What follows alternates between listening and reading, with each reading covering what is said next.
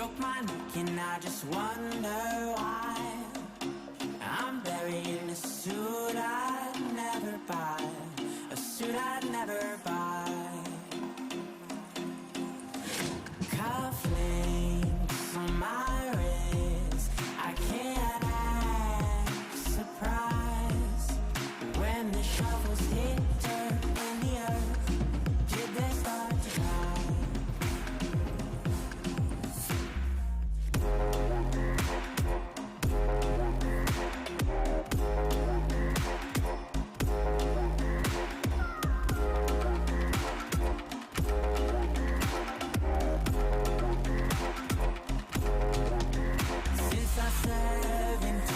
I've been looking for a place to make me be complete. I've been looking all alone out there for anything to make me feel alive.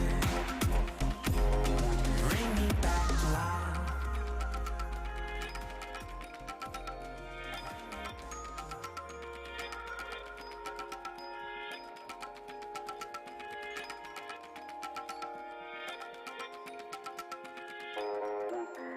Cufflinks on my wrist, I can't act surprised when the shovels hit dirt in the earth.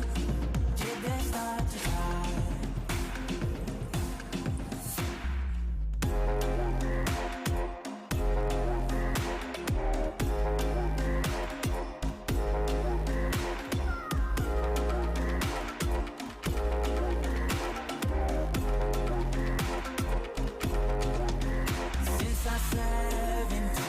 I've been looking for a place to make me be complete. I've been looking all alone out there for anything to make me feel alive. Bring me back to life.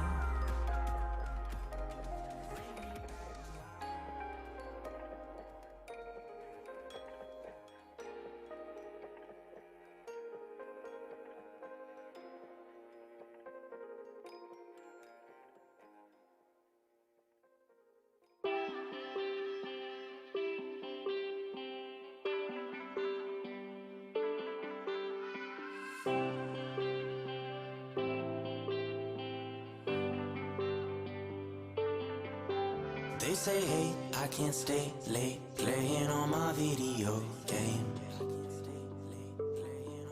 You got things to do. You need to wake up early and read the morning news. Maybe I'd fit in if I tried a little more just to look like them. Maybe I'd fit in if I tried a little more just to act like them. Play my video game.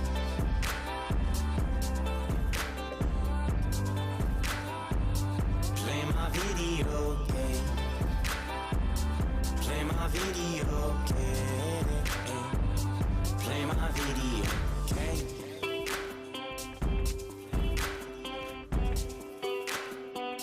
Play my video game.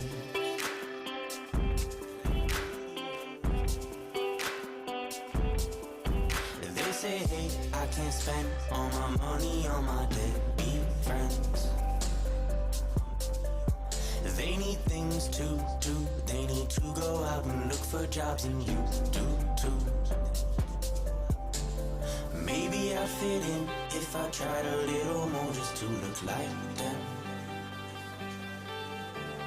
Maybe I'd fit in if I tried a little more just to act like them. Play my video game.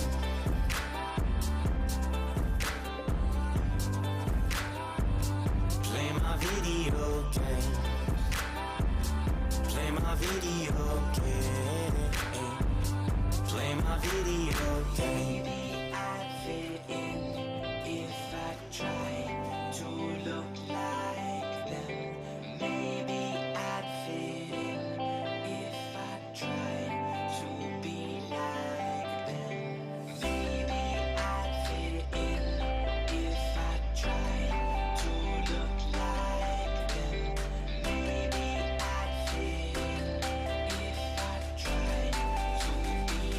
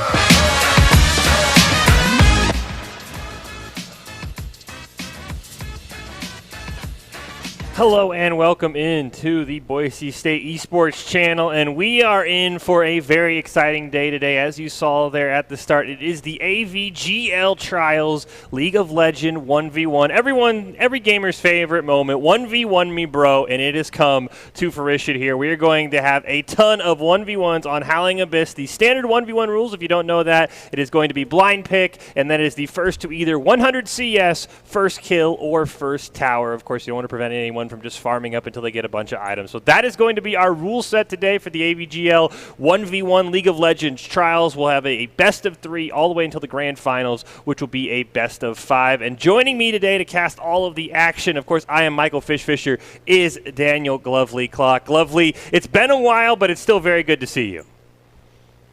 Yeah, it's great to see you as well. I'm excited to see the 1v1 action here today. A very different look from your usual League of Legends games. Yeah, and it does kind of, to me, favor that you're going to be the expert here, because to me, bruisers are going to be the king here, because they really have that 1v1 potential. They have that extra health where if you make a mistake, you can maybe get out of it. So I would not be shocked if we see maybe a lot of your favorite champion Garen here today, because I think bruisers are very strong in a 1v1 scenario. I mean, you're definitely correct. A lot of those bruisers have very strong early game potential. We're talking Garen, Darius, Jin Zhao, Jarvan. A lot of champions with a lot of early game pressure are great, but you can't discount that there are a lot of strong early game marksmen as well. I think Lucian in particular is a very powerful champion. I think we're going to see a lot of Lucian today. And then the other question I would have, Global, is as I ran down the rule structure there, as you can see it on your screen, what would you be going for in this scenario? Are you going in for first blood? Are you just trying to farm out for the tower? Are you going for the 100 CS? How are you playing this if you are in this tournament, Glovely? Well, we all know I'd probably be playing Garen, so I'd probably take Mark Dash and Ignite and probably go for that first blood. Yeah, I'll be very curious. I think, as you mentioned, with the Ignite, I think there could be, maybe a reason you bring Exhaust and just say, all right, I don't want to be taken out by you. I don't want you to get an elimination on me. I just want to farm. So I do think that is going to be interesting to see if we get someone who says, I want to go in on first blood, and someone else like, I'm just going to farm. I do think there is sort of that, interesting style. I don't think we'll see a tower. The tower is definitely the hardest part. I mean, it just is going to take so long. You'd have to miss so much CS to get a tower. So it is going to be interesting to see if anyone actually takes down a tower at all, because that's probably the least likely of the 3. I mean, there are definitely a few champions who can win through tower damage. For example, Tristana and Ziggs both have great abilities to burst down those towers. But also, you have to remember that there's a champion between you and that tower, which makes it incredibly hard to get to without being in range of taking a shot and potentially giving up first blood. Yeah, and then the other thing is, this is on Howling Abyss. I know some of the rule sets, they say you can't back, which is the typical ARAM stare at. What do you think will be the first item? Because you're only going to get, the starting gold to buy it, usually about $13.50 on Howling Abyss. So what items would you be looking for people to go for that instant power spike that they can sort of ride the whole wave through? I mean, this is Howling Abyss, which I believe means that they'll be starting off at level 3 like you would on your typical ARAM game, right? So that means that we'll see items. If you're going to go for damage, we'll see stuff like the BF sword is really great on marksmen and a lot of more aggressive champions. Some of the items on that map that are specific to it, like the Guardian Horn, really good for bruisery tank champions. Of course, if you're a mage, you might want something with a bit more sustain, so maybe something like a Tear of the Goddess or an Catalyst of Aeons. You have a lot of variety you can go for. Yeah, I think Catalyst would be my pick if you're on a mage. And if you play a mage, you're basically admitting, I'm going to try and farm. I don't want to lose that much mana. Of course, as well, being on Howling Abyss, we do have the health packs as well. So they'll be to keep an eye out there, as we do see our production staff taking everything very seriously. Masks and all, the one-man crew back there. It's going to be a lot of fun, though. This is the AVGL 1v1 League of Legends Trials. We'll have a lot of action throughout the day. As you saw on your screen, in case you missed it, it is double elimination, blind pick on Howling Abyss with the standard League of Legends 1v1 rules. 100 CS, first blood, or first tower, whichever of those occurs first. And then once we get to the grand finals, it will be a best of 5. Fish and Glovely on the cast. And as you mentioned, Glove, this isn't your typical League of Legends, but I'll be honest, after a game on Summoner's Rift, I have maybe challenged one or two people that I, maybe was a little annoyed at to a 1v1 on Howling Abyss. So I feel like everyone's at least had some experience in this game mode. Yeah, definitely. And anyone who's played ARAM will be familiar with the map Howling Abyss. But more importantly, there are a lot of skills that do still translate over to the Howling Abyss in these 1v1s. For example, if you're good at getting your CS, that's a good skill to have regardless of what map. In this case, it's even a win condition. Yeah, I think it is going to be very interesting. I'd love to see how each player wants to play it because, as we talked about, you could go for the first tower, you could go for 100 CS, you could go for the champion kill, and I think we're going to see a lot of bruisers. I think we're going to see a lot of repeat champions as well, those 1v1ers. I do think, though, there is some interesting. Maybe you could bring out something like a Timo, because you will eventually get to 6. When I played these games, usually around 5 or 6 is when you get the first kill. So you could go something with a Timo. You could have those mushrooms in the bushes there. So I do think that this is going to open up a lot of unique gameplay because you're going to get to about level 6 or 7 when this is over, and you're going to get one item. So I do think some of the more powerful standard champions we might not see because they just don't hit their power spike early enough. They're just so oppressive late game. That's why we see them in the 5v5s. Yeah, and that's particularly true of marksmen, who a lot of them tend to scale up into the late game. So while it is possible we could see them for other reasons, it's less likely that we'll see things like Jinx, like Caitlyn, like champions who need to get those items into the late game. Kai'Sa especially doesn't have a lot of early game power. Ezreal, all champions that we're used to seeing here on the Rift. Do you think we'll see any sort of trolley Blitzcrank Thresh with the entire intention of gripping someone under a tower and getting a first blood there? Do you think someone's going to be willing to pull that off? Because you're not going to get the 100 CS, you're not going to get the tower, but the tower can help you get the first blood if you want. I mean, I think it unlikely, but not impossible. It's definitely a very cheesy strategy, and if we do see it, I will laugh very hard if and when it works. And I think the other thing that I do want to bring up that I sort of mentioned is the health packs. How would you handle the health packs, Glove? Because it is on Howling Abyss. Do you try and maybe dive your opponent and try and get that health pack that's right by their turret? Or do you just kind of say, you know what, you're going to get your 2, I'm going to get my 2. We'll meet in the middle once we've healed up to full?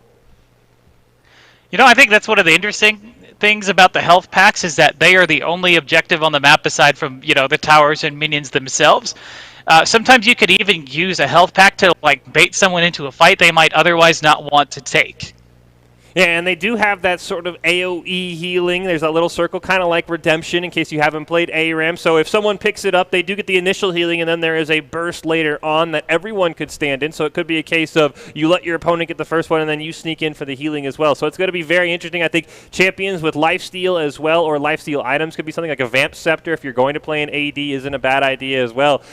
I'm very curious. I really want to see how this works out. I do think 100 CS is going to be the main goal. If you pick up a kill in there, I think that's what players will be going for because I think 100 CS is just the safest. Because if you go in trying to get a kill and you just get out farmed, you're going to lose. So I think we're going to see a lot of long, drawn-out 100 CS games. It wouldn't surprise me at all. It's definitely the safest route.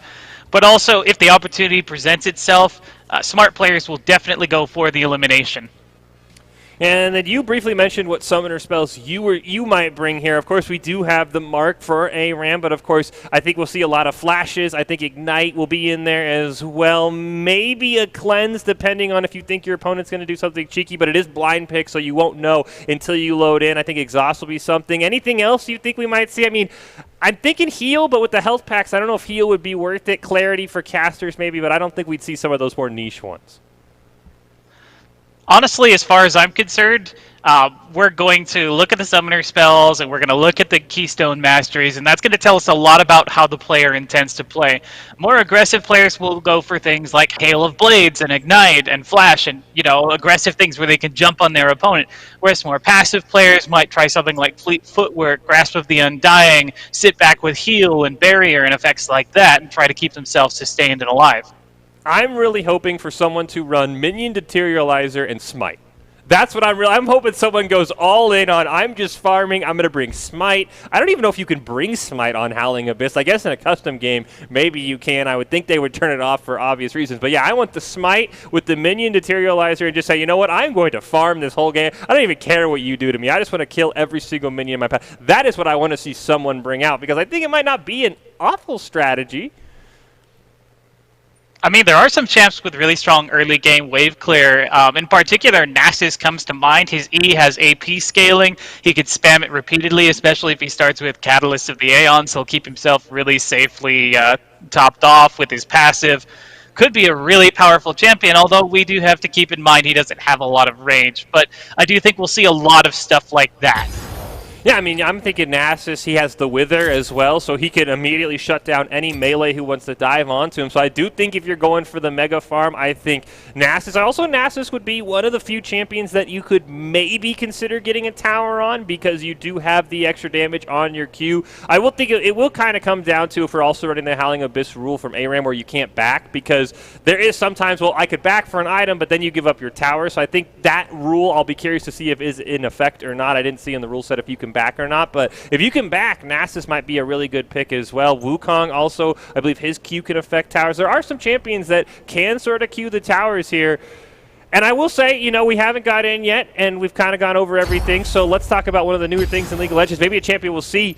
Let's talk about Volibear, Glovely. What are your thoughts about the new Volibear? Do you think we'll see him, and how do you think this change, is he going to be finally viable in a competitive format? So I do think that the old Volibear had a lot of struggles. We did see him get played a couple of times as a support over our seasons, of course, but without really much effect because he didn't have the ability to engage very well. This new Volibear, on the other hand, has a lot of better tools to keep himself alive, to get himself charging in. His Q resets if he's CC'd in the middle of it. His ultimate makes him unstoppable for a brief period of time while he's still jumping and disables towers. So he's a really strong tower diver. But personally, I think he is not necessarily as tanky as he used to be, and takes a bit of time for his damage to ramp up. And a lot of players are still getting used to how to play him, which is one of the reasons why he's got such a low win rate right now. Yeah, and I do think I was a big fan of the old Volibear. You just build a ton of Giants belts and absolutely obliterate someone. I have got to mess around with him a little bit, and I agree with you. I do like how they made some of the changes, but it does feel like every time they've reworked a champion, they've almost said, you know what, we just want them to scale really hard late game. I mean, new Kale is something that comes to mind where she's not online till level 16. That's kind of how Volibear feels, and I guess while we're talking about reworked champions, they also reworked Fiddlesticks this year. Do you like what they did with Fiddlesticks and Volibear? Do you think they got the reworks right to make them viable once we learn how to play them?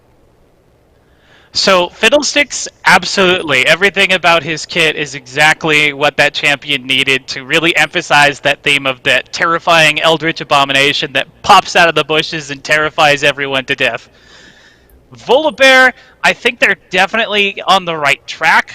I'm a little sad that they moved him away from the more Juggernaut Vanguard type of gameplay towards a diver sort of style. Took away a lot of his bulk as a result. But I do think a lot of the tools is what he needs to survive as a diver, as a more Juggernaut type of character. Is there any champion now? Because I know Volibear was kind of the target. Wukong, I know we had the memes about as well. Is there a champion in your mind that needs to be next up to where we need to say, all right, whatever they've done in the past, it's okay, but they really need to be fixed overall?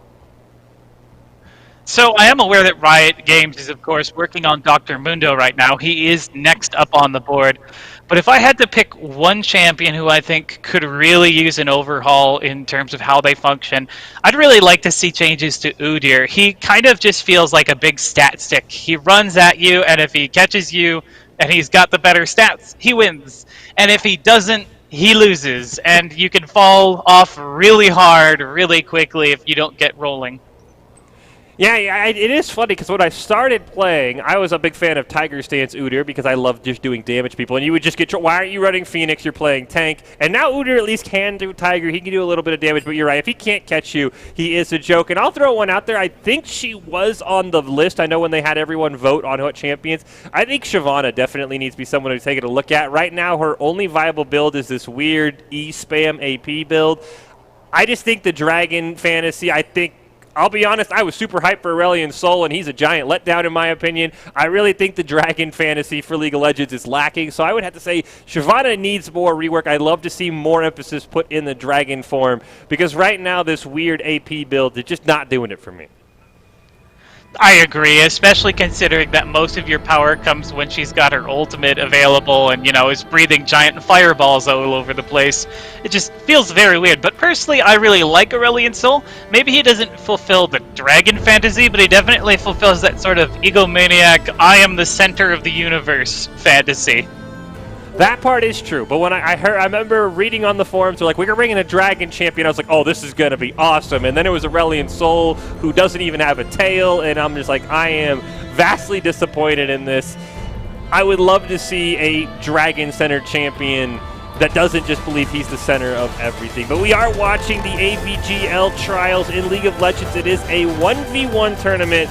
Of course, everyone's favorite. Every gamer's had that 1v1 me bro moment, and that's what we're going to have all throughout the day today. It is going to be on Howling Abyss Blind Pick. It is going to be best of 3 all the way into the grand finals, where it is a best of 5 with Fish and Glovely on the cast. And I'm really curious to see how these best of 3s work, because, I mean, if you lose the first game, you're right on the verge of elimination. You're going to have to come up with a quick style change. So I'm really curious to see how these game 2s go when we do hop into this, because whoever's on the losing end has to just completely fix everything. So I think it's going to be very interesting to me to see how these players that lose, what their second pick is. Yeah, because not only do you have the opportunity to get a counter pick against whoever your opponent is going to be playing, but you also have the ability to try and pull out something else. And of course, the player who wins is able to swap to something different. I am getting the word that we are preparing our first match, Manitoba versus Manitoba. But it's going to be LeBlanc versus Caitlyn for our first round, and that's something of an interesting matchup. I think that Caitlyn is a very powerful early game champion with her poke ability, but LeBlanc has some terrifying burst, and if she gets all of that off on Caitlyn, it's possible she could go 100-0. Yeah, I'm going to have to guess the LeBlanc player is definitely playing for the all-in plan. LeBlanc, not one of the easiest mages to CS on. She does have a little bit of AoE with her kits if she hits the target that she puts the sigil on, but that's mainly for her own burst, while Caitlyn, that's one of those marks that I think we talked about, one of the longest ranges in the game. The Caitlyn player is going to be more than content to just sit at her tower, use those Piltover Peacemakers to just farm minion waves, put down some traps to maybe put some chip damage on LeBlanc. This is going to be the first match of the day, and a really great start, because it's going to be one player wants a kill versus one player that wants to CS. So Glovely, I mean, that's what I think. What do you think we're going to see, and who do you favor in this matchup? Between the two champions, I think a lot of it is going to depend on what summoner spells they bring to the fray, but I really do like the Caitlyn in this matchup. I think she's a very safe champion. Looks like right now we're seeing the Elderwood LeBlanc skin. LeBlanc, really powerful burst damage, but she has to spend her mana in order to be very aggressive on the champion. With the dash, she does have the clones, but they're not really available until later in the game. Her big power is through the Mimic. The clones are really only useful when she takes damage. So ideally, you won't be doing that. Caitlyn, on the other hand, very safe champion, can sit back, has a dash to escape from herself, can sit down traps that could potentially be devastating to this LeBlanc. And of course, has a lot of tools that she can use to keep herself very healthy and very safe, like the Fleet Footwork, Grasp of the Undying, situations like that. Yeah, I'll be very curious to see what items the LeBlanc wants to build, because she is going to be the more aggressive one. I wouldn't be shocked if we maybe see like a needlessly large rod and a couple health pots come out, because the Catalyst, while it does sort of help the mana issue you were talking about, it doesn't have any AP, so that loses a lot of the burst that LeBlanc has. So I think LeBlanc might be one of those champions where there's just not a great starting item. I mean, maybe you go with the Tome that gives you a little bit of mana back when you level as well, but I'm going to be very curious to see how the LeBlanc player wants to start. I'm going to assume Caitlyn just goes for a Vamp Scepter, gets some lifesteal, and says, you know what, I'm content farming all the way until this game's over. Yeah, honestly, it's a very safe strategy. She doesn't really have to be the aggressor, and it's entirely possible she even just picks up an elimination just because LeBlanc doesn't have any sustain built into her kit, or really any safe ways to get sustain back against the Caitlyn. Can't really use the Grasp or the Fleet Footwork to the same degree that Caitlyn can. Yeah, the LeBlanc player has to fully commit to trying to pick up an elimination, and the Caitlyn player, as we've talked about, I think you're right. It could be one of those where she's just going to farm. Maybe LeBlanc accidentally goes right on top of a trap there, gets some chip damage from the free headshot. So I'm going to be very curious to see how the Caitlyn player wants to play it. I think this matchup entirely revolves around if the Caitlyn player, as you mentioned, just goes fleet footwork, maybe builds like a Vamp Scepter and just some more AD, or maybe even something like a Doran Shield just for the extra health. So I think this is 100% on the Caitlyn player to play very, very smart, very, very passive. You see there from the LeBlanc, the Hextech Revolver, the boots, and the one potion. I don't know how I feel about boots in this. I really don't know if the extra movement speed is something you should be that excited for, but I can understand with, the 350 gold, there's not very many items you could buy. You see there from the Caitlyn. Not going for the Vamp Scepter, though. That part shocks me a little bit, and the dagger for the extra attack speed, very interesting as well. Yeah, so you do get a little bit of lifesteal off of that particular item there. So she is going to have some attack damage. Looking at their runes and masteries, it's not a big surprise. We see LeBlanc definitely has a more aggressive strategy set up. We see the Ignite. I believe that's Electrocute. On the other hand, Caitlyn, very passive game plan. Here we go, LeBlanc going in, trying to get something. It actually takes a good chunk off of that health bar there. Yeah, really shocked the Caitlyn player was willing to just start CSing, going to get that level up as well, as we do see from the Caitlyn player exhaust and heal with the Grasp of the Undying that you talked about, Glovely. So full in on this defensive game plan, already pushing the minion wave for CS. Did miss a couple, but I think this is going to be just spam your Peacemakers if you're the Caitlyn player. Try and put some chip damage on LeBlanc. LeBlanc, if she's under her tower, as you see, she's going to go in, get a little bit of damage, gets the root, might have a chance here, just going to teleport back. Surprised we didn't see the Ignite come out, so some health pot chugging from both sides. Yeah, great aggression coming out of this LeBlanc. Also, though, great steal of that health relic there. There's the engagement, the clones come down, Ignite pops first blood to LeBlanc. So yes, an aggressive strategy has proven it can work very well. Wow, that's all I could say is wow. We knew LeBlanc was going to have the burst, but I was really shocked. I mean, I know that I can understand why you don't want to bring Flash, but there's why you want to bring Flash, to get out of situations like that. I think heal doesn't have a lot of value with all the health packs. We even saw Caitlyn pick one up before she got burst down. I think not bringing Flash by the Caitlyn player and not even netting out of there, maybe she was rooted, I think that was really the misplay. I think Flash is a lot more viable than people think, and I think heal might be a little overvalued because there's so many health packs. If you just play safe, you don't need to bring heal.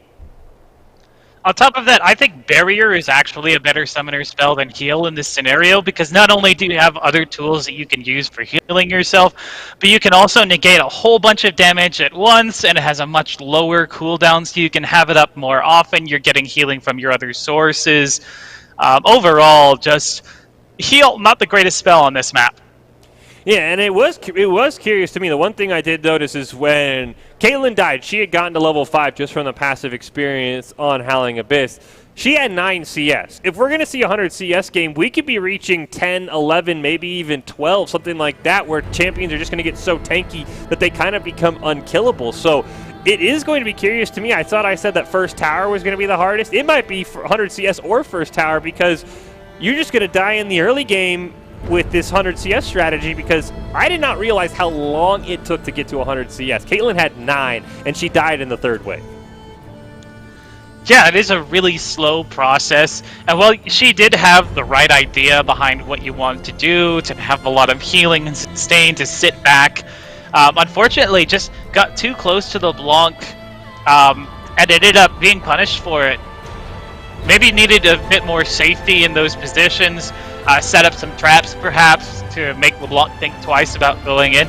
But now we're going to be having our second round here, since this is a best of 3. So my question is, do they stay on the Caitlyn, or do they try and swap to something that can handle LeBlanc easier? Well, I think that I would go out and say that The Caitlyn player has to know the LeBlanc player wants to go all in. If you first pick LeBlanc, that is your message you're sending is, I want to get an elimination. So the Caitlyn player needs to either say, let's match that, because they almost did get a kill. They did get the LeBlanc clone to trigger, which triggers at 20%, and they would have been able to get it had they had a few more seconds. So if the Caitlyn player wants to go all in, I think we could see an aggressive match, but I would think even the LeBlanc player, if they swap or if they stick on LeBlanc, it's going to be playing an aggressive champion. The Caitlyn player needs to know that, and they need to say, I'm either playing a tank, something like maybe like a Nautilus, something that can't be burst down, and I'll slowly farm, or they're going to have to say, I want to match your aggression. Let's go assassin versus assassin and see who wins. So we're going into our next game, and apparently it's going to be Callista against, what was that again? Syndra. Okay, so we have a lot of burst damage coming from that Syndra. Very similar look to the LeBlanc. Callista, on the other hand, a bit of a surprise. She does have a lot of agility and protection for herself, but doesn't have the advantage of having a lane partner with her. She's not going to have any oaths to be able to throw forward into the fray. So at that level 6 point, Syndra is going to have a huge advantage, especially with her ultimate able to burst down squishy champions like Callista. That's not something you can dodge. No, yeah, it completely shocks me that the player, whoever went with Callista, I would guess it's the Caitlyn player just because it's an 80 carry and an 80 carry, but we'll have to see as we jump in here in the AVGL 1v1 League of Legends trials. But yeah, no, I think this matchup totally favors the Syndra player, as you mentioned. I don't think we'll see as early as a kill because Syndra's, all her power comes from her ultimate as soon as she hits level 6, but I think as soon as she hits level 6, she is going to go in. She's going to try and set up orbs passively on the ground, try and get a 5 or 6 orb ultimate as soon as it's available. So yeah, the Callista pick, as you mentioned, not having a lane partner for the Oath, you can't really dodge the Syndra ultimate. It is blind pick, so it's not like she knew she was picking Syndra. But yeah, Callista was one of those champions I didn't think we were going to see here in this tournament. So I'll be very curious to see what the game plan is, because it once again feels like a great farm champion, but we just saw with Caitlyn that didn't work out very well. Yeah, and on top of that, like, as far as Syndra is concerned, there is one thing we do need to be concerned about for her, is that it's going to be mana, and in order to spam those Q orbs all over the place and to have enough mana for her spells, that means she's going to have to buy mana items. And as a result, maybe we'll see that Catalyst come through, maybe we'll see other mana-based items, because in order to be effective, you got to be able to cast those spells. It doesn't matter how many orbs you have down if you can't cast your ultimate at the crucial time. Yeah, I wouldn't hate a build that's like Tear the Goddess, Amp Tome, and then maybe a Fairy Charm in there if you can fit it. I can't quite do the math in my head, or just get health pots. That would be a build that I would be a total fan of. I mean, you could go the Catalyst, but then you can't buy any AP items, but I would definitely be a fan of something like Tear the Goddess, Amp Tome, and sneak in a Fairy Charm there just to get that passive mana regen, be able to build your mana up over time with the Tear, because this Syndra player just wants to get a kill as soon as her ult's online, as you see right there with all of those orbs. So that would be my preferred build. Still fit some AP in, but have some mana as well. Yeah, you have plenty of options for good items. You could get a Lost Chapter. You could get the equivalent of a Doran's Ring on this map. So there are plenty of options for this Syndra player to choose from. Now, could you buy a stopwatch on Howling Abyss, Glovely? No. Well, yes, actually, Stopwatch is something you can buy in Howling Abyss. You can build it into Zhonya's Hourglass. You can build it into a Gargoyle Stone Plate. Unfortunately, for anyone who likes Guardian Angel, that one is disabled on Howling Abyss. I don't hate a stopwatch start here from the Callista player, because you're going to need something to stop that Syndra ultimate. You're going to have to find a way. I mean, yes, it only blocks one, but it is a long cooldown at the start at level 6 for Syndra.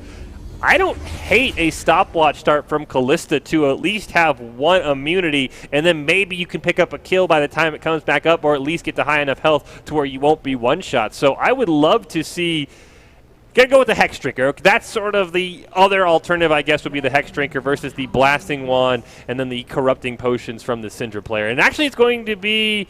No, it looks like they did same side. So it is the LeBlanc player playing Syndra. They are on match point in this best of 3. The Caitlyn player sticking on the Callista, the 80 carry there, and going to stick with the same summoner spells in Exhaust and Heal. Honest.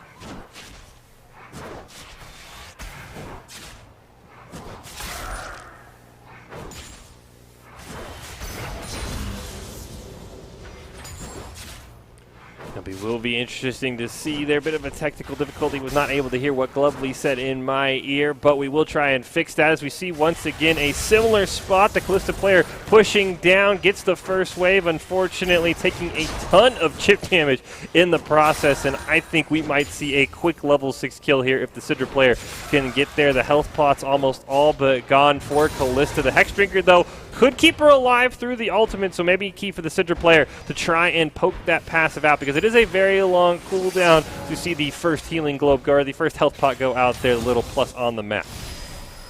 That little healing shrine is really important for Callista, particularly because Syndra hadn't really taken any damage yet. It was all about sustain for Callista, and she was able to get both of those on either side, and is doing a great job keeping up the farm, maintaining safe distance from the Syndra. Yeah, as we do see a mana starting to become an issue, as you sort of mentioned there in Glovely, with the Syndra player just going for the Corrupting Potions, her only source of mana gain, and the Blasting one already below half, so she's going to have to be very, very careful where she lands these Qs. If she's able to put this chip damage on, lands the stun, flashes in, going to go with the exhaust and the ultimate, the Hex Drinker keeping Callista alive. Very low, can the minions do it? They can, the minions with the assist. The Hex Drinker comes in huge for the Callista player. And this is something you got to keep in mind, that even the players who are going for a more safer farm strategy don't count out their ability to pick up that first blood in the Great Scenario. We did see that exhaust come down there, and that was absolutely crucial to keeping the Callista alive through that fight. Yeah, the exhaust plus the heal plus the Hex Drinker passive. All of that combined barely kept Callista alive, and then the Winions able to get that last snipe on Syndra as she was trying to run away. Callista hadn't even hit level 6 yet, not that it mattered, of course. No lane partner to speak of. So we are going to match point in our first match of the day here in the AVGL League of Legends Trials, and I think we're going to see an AD carry versus a caster, Glovely, because that seems to be what the two players are very comfortable on. So what would be your AD carry of choice for Kept One, the Callista player who just barely staved off elimination in Game 2? Honestly, if you're going for a much more passive strategy, someone who's going to be able to take advantage of that would probably be better. So the Caitlyn, the Callista, actually great picks for that because of their ability to avoid, to stay out of danger. Other champions with similarly long ranges, like say a Jinx, could pull off that same strategy. But if you want to go more aggressive, you could go for something like a Lucian or a Graves, who have a lot of early game burst damage but have to get up close in exchange.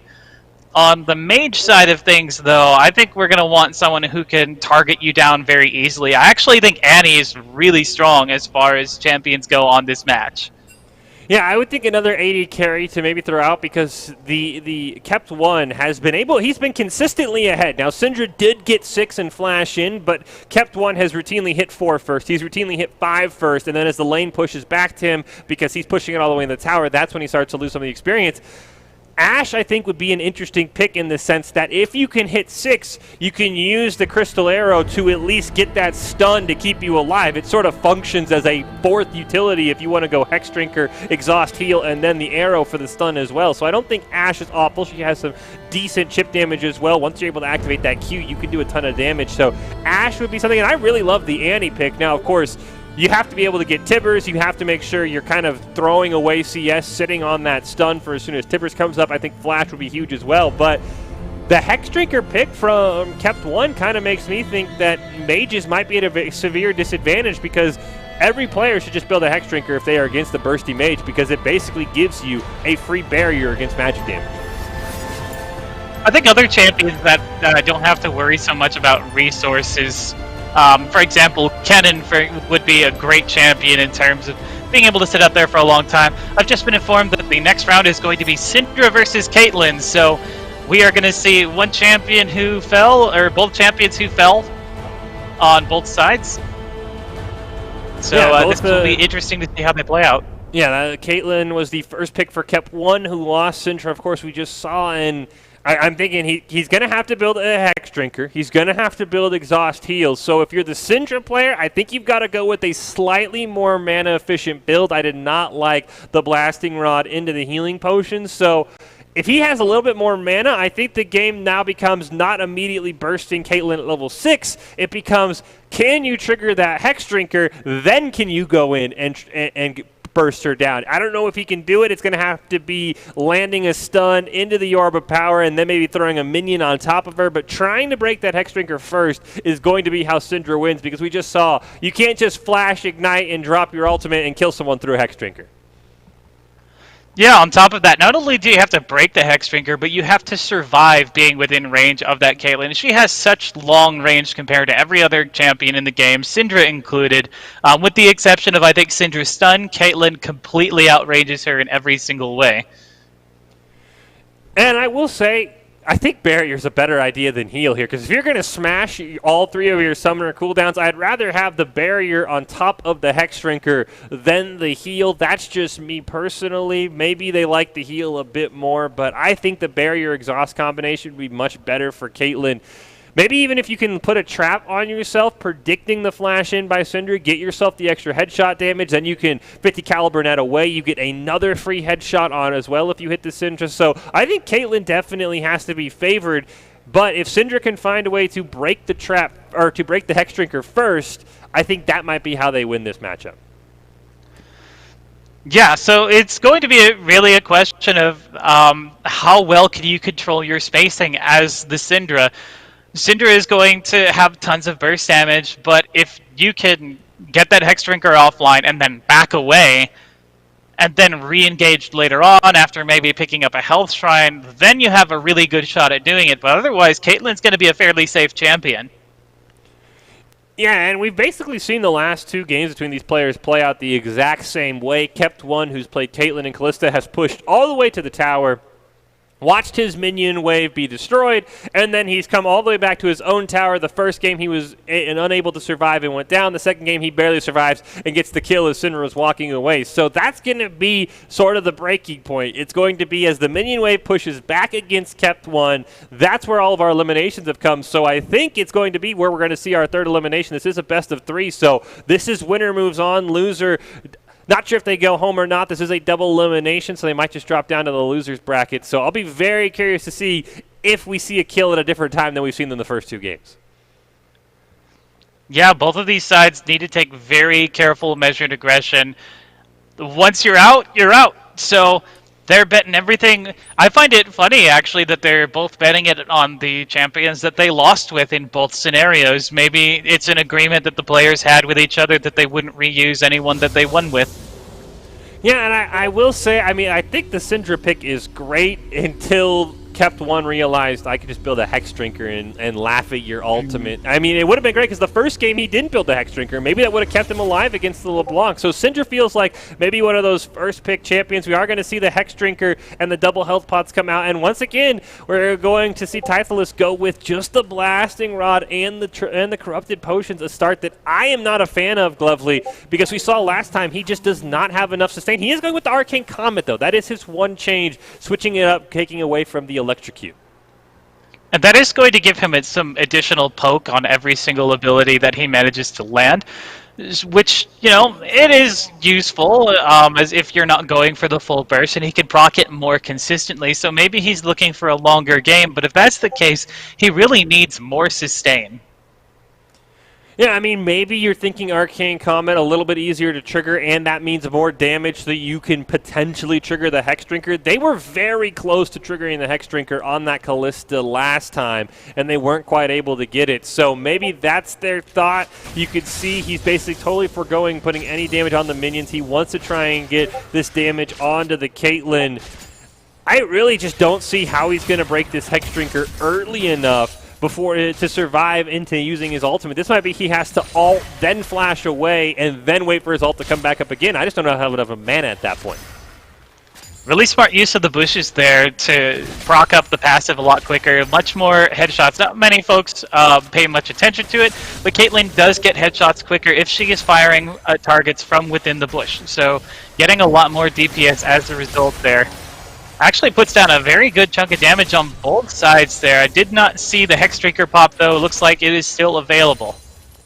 Yeah, Syndra is a little bit behind in level right now, but this is a scenario we've seen play out time and time. Again, kept one pushing all the way to the turret, dropping very low, about 50%, able to get it away before his Hex Drinker is able to spawn. Of course, all 4 healing shrines are active on the map, at least the back 2 are now, so some extra healing available for the player, and it's going to really be interesting. Every time that Syndra misses her Q onto Caitlyn, that is mana she doesn't have back, as we do see a little engage there. The Syndra player is out of Corrupting Potion. She has her 1 healing shrine behind the tower. That is the only healing she has left. And now as they both hit level 6, this is going to be very interesting to see when Syndra wants to all in and if Caitlyn can survive.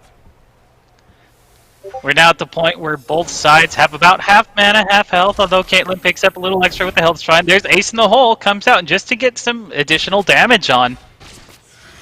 Yeah, and you were talking about the headshots. That's something a lot of players sometimes make the mistake of. They try to ace in a hole in the middle of a fight. You want to try and ace in the hole either to end the fight, of course, which is what we see a lot, or to start the fight to get that chip damage onto someone in a team fight. Even if a tank blocks it in Summoner's Rift, you still have that chip damage. So now that chip damage is onto Syndra permanently with no other way to heal besides waiting for the minute and 30 respawns on the healing shrines. And with Caitlyn starting to pull ahead here in level and that Hex Drinker not pop, Syndra's going to find herself in a very difficult spot of trying to pop this Hex Drinker, and I'm not sure she's going to be able to do it there. A little bit of a stun, going to try and throw a minion, still doesn't pop that Hex Drinker as we near the 30 CS mark. A lot longer game than we've seen the first 2 times, Lovely. Sure is. We also did see that the bone armor was popped there on the Caitlyn. She is going to keep herself healthy and safe throughout most of this. Has actually backed off and is just waiting for the healing shrine to pop up. She can afford it. Gets both procs there, all to herself. Yeah, the Ace in the Hole, by the way, is very close. We see a stun. We might see the ultimate there. The heal and the Hex Drinker are going to come out. A nice flash away by Syndra, but I have bad news for her. That Ace in the Hole is just 10 seconds away from being online, and I don't think there's a healing shrine available. I'm not sure Syndra's going to survive a free Ace in the Hole here. All Caitlyn has to do is save the mana. Stun's going to land, though. The minion. Here comes the Ace in the Hole, and it's first blood over to Kept One. He's going to come back after losing the first game. He will be the winner of this matchup. And what's more, that Hex Drinker just being such a clutch item, very powerful against these mages. And I think that's part of why we see Marksman being so successful in the 1v1 matchups, because you can't just buy a Hex Drinker to block off all that damage. You'd have to go all the way to Steric's Cage, and there's no way you could afford that much money at the first level. Yeah, I mean, I think this game, if other people were watching, might really just say, unless it is going to be a mage on a mage, AP champions are kind of just out, because Hex Drinker is a guaranteed second, or really a third summoner spell against every single mage. You've got to find a way to burst through it and then burst through it again while not dying, and that's what Syndra was unable to do. So I think this matchup really just might have sent a message that said, don't play mages. Hex Drinker is just that OP of an item that you just don't play mages in this tournament because it is so hard to break through that extra shield. Yeah, and unfortunately that means that there are a lot of champions that are sort of just out of the competition just because of the existence of one item. That might be something for people to consider in future 1v1 rule sets to make other champions feel fair and viable. I do remember having a 1v1 on the old Twisted Tree line with a friend of mine. I was playing, you know, he played Ken and he just built magic resist and completely nullified everything I had. Yeah, I mean, I think maybe either if you're going to play a caster at this point, it feels like you've got to play some sort of sustained caster, something like maybe a Morgana, something where you're fully committing to, I'm just going to try and go for 100 CS, maybe I throw some damage on you, maybe I bait you into being a little cocky, but I really think that this takes aggressive mages off the table because they just don't have enough sustain, as we saw there, the Syndra player, Titleist, he's kind of got chipped down, Ace in the Hole here, Ace in the Hole ended up the second Ace in the Hole, wrapped it all up. He just didn't have enough sustain. I think his build could have maybe been a little better. Maybe you go Catalyst because you do get a tad bit of healing for every point of mana you spend. I think it's like 20% of the mana you spend is given back as healing, so it's a little bit. But yeah, I think casters, I thought they might be really good, but I think Lovely seeing Hex Drinker in action makes me think the casters are kind of bad now. I mean, they're not bad. There are definitely a few champions who could potentially still work around the Hex Drinker. For example, I mentioned Kenna earlier. You can poke fairly safely from a distance with the Q. That's magic damage. Break down the Hex Drinker, and you also don't have to worry about mana. Karthus can spam spells over and over and over. And even Malzahar with the Malefic Visions could potentially be able to get around that. So there are some AP champions that are available, but their tool sets might not still be the some sort of thing you'd want in these 1v1 tournaments. Yeah, I do think something like a Karthus, you build a Catalyst, you just spam your Skittles all over the place, and you eventually hit 100 CS. I do like that one. But yeah, the casters that I think are kind of out are the ones where you throw your whole combo down, and if the champion's not dead, you're watching your spells come off cooldown and saying, please don't kill me before these come off cooldown. Something like, as you mentioned, the Annie. If you don't die in the Tibber stun, Annie's probably dead, unfortunately. I would be curious to see if Annie gets someone low and dies and then Tibber kills them. That'd be kind of funny. Of course, it is first blood, so the other person would win, but that would be funny with the enraged Tibbers. But yeah, I think any sort of burst and then stare at your cooldown bar champions are going to be off the table because Hex Drinker's so strong. Unless they find a way to burst the Hex Drinker. Maybe Fizz could, maybe he's slippery enough to where maybe he can get a Hex Drinker out. But for the most part, these burst AP champions feel kind of dead now to me. Yeah, I mean, at this point, I think we can assume that AD champions are going to be the kings of the day. So we'll see probably a lot of marksmen, a lot of AD bruisers. Just a reminder, Garen is on the table, everybody. And he's got a lot of sustain and a lot of early game burst power, especially once he hits 6. Come on, people, play Garen. Yeah, and, you know, we saw with the Syndra where it was there's no healing shrines available. Garen says, I don't need a healing shrine, just kind of walk back, let your passive just sort of regenerate you almost as much or more than a healing shrine. Well, no, I think we're going to see a lot of top laners. I was very shocked that we saw 3 mages and 380 carries in this first matchup because I think bruisers, juggernauts, whatever you want to call them, they're going to be kings of the day.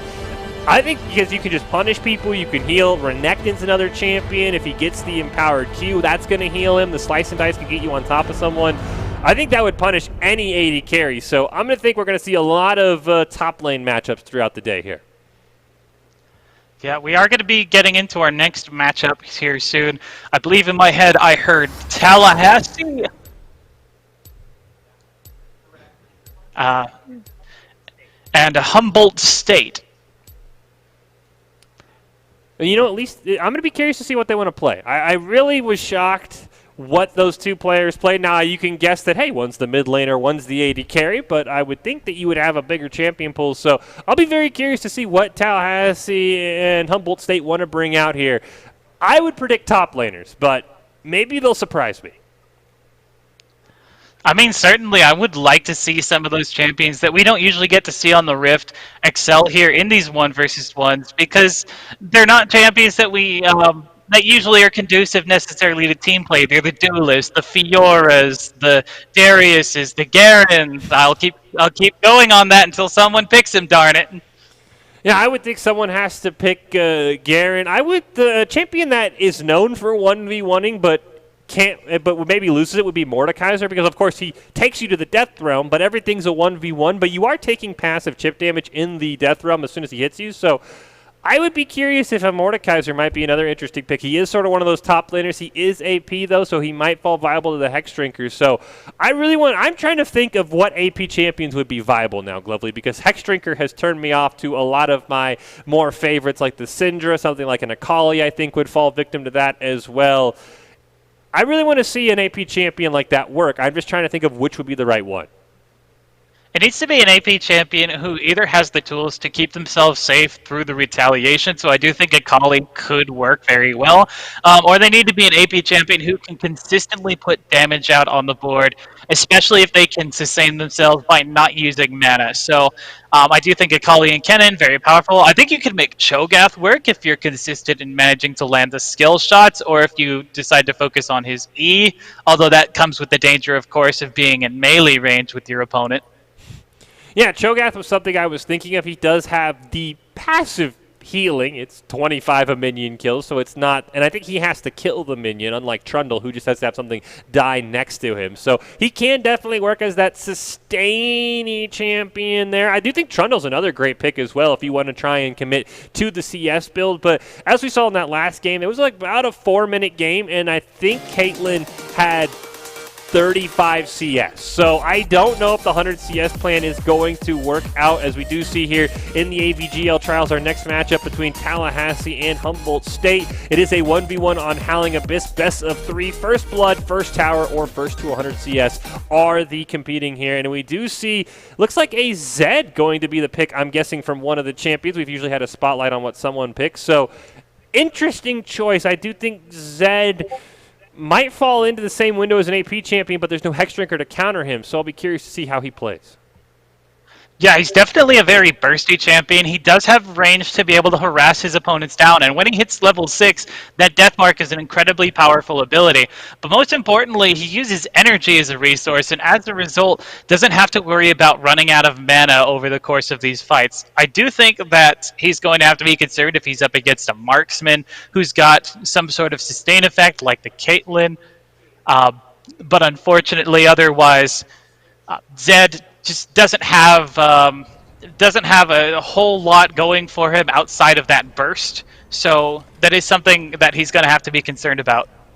Yeah, he sort of has to play it like a Syndra, where he's got to kind of chip them down slowly but surely, and then he is able to get the kill with the Death Mark. And as you see, it's going to be a Caitlyn pick once again. So it's going to be another 80 carry, something that I didn't think was going to be very good. But I do like this build a bit better. The Vamp Scepter, Boots, and the 4 healing potions there. We do see Flash Heal and the Fleet Footwork up against the Flash Ignite, Electrocute Zed. Still trying to come up with an item there. Any recommendations for the Zed player, Glovely, in terms of items? I think at this point you need to be aggressive. Depending on how aggressive you're going to be, though, I think that either healing potions would be great to have for the sustain, probably something like a Serrated Dirk, because that's just something. Caulfield's Warhammer in this case is actually a great item. And it looks like 2 Reju Beads. That's another thing I was going to talk about. If you don't think that the fight is going to end very early, Reju Beads are actually more effective than health potions because you don't have to go back and restock them. They last basically forever, and they can pay for themselves. I oftentimes buy Reju Beads myself in lane just to give yourself some additional rejuvenation, additional health sustain, and it does a lot of damage right there with that Electrocute Mastery. Yeah, and he's going to try and go all in. Nice 50 caliber net away by Ryukai there. Able to sustain himself just a bit. Having the 4 healing potions, as you mentioned, eventually the Reju Beads will pay for themselves, but the healing potions are that burst of healing that the Caitlyn player is going to be able to use really to get back to full health. So now Zed is the one. My jaw nearly dropped with that early damage, and now you see he's the one falling behind once again. Our sort of standard we've seen throughout the day, at least in our first matchup. 80 carry is going to push all the way to the tower, grab that first healing shrine. Ton of damage going on to Uber Josh, but Caitlyn we see there is at full life. And this Zed, I thought for a moment, I said, wow, this is over. Zed's going to win, but now we see Glovely. He's just got no health and no way to heal. Exactly, and that's why the Caitlyn is favored in this matchup, just because she has so much more sustainability tools, not just through her summoner spells, but through her items, through her masteries. And because of that, she just has so much more sustain over the Zed, who can really only go in, get a whole bunch of burst, and then pray he's able to get out of Caitlyn's range before she does too much damage in return. Yeah, and we see that tower already almost at 50%. I thought towers would be the hardest thing, but I'm starting to believe 100 CS is something we won't see in a first tower. We might see here. Healing Shrine over to the Zed. He does hit level 6, has the Death Mark. Good pick by the Caitlyn there to see the ace in the hole. Going to come out. He flashes in. Death Mark committed there. Ignite's going to go out. It's not even going to be close. Ryuki's going to win game 1.